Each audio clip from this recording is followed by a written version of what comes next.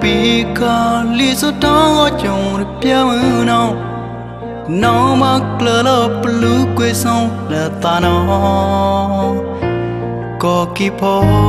tu lai pi na nei tho ko ki po lo pa lu ni thon lo na lo ya chal tho na de ya mo ba to ni pa o tho che bu cha no pa don tai cha mo ya na li o la do ru ba si do plong na we ko la do on pi se na no la lo mo we so ke ta yo ton te nyu ton sa na ba no ton na ya mu no su lu tao mà cho mà trong say yo là cho để cho phần này sự trong ho lên na là đâu con để thao mày ya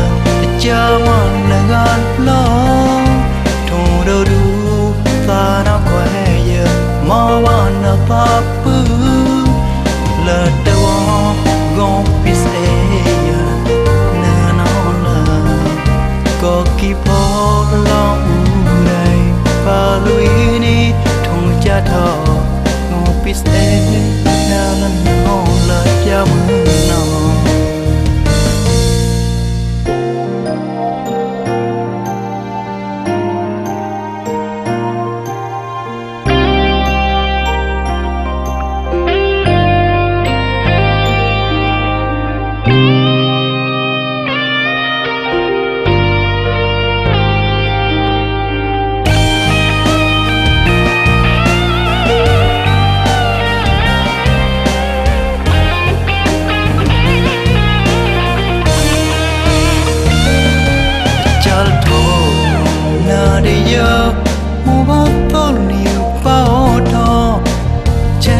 cha nó bắt đầu tay cha mùa ya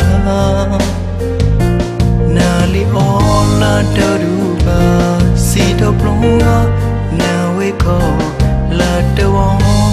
on pi se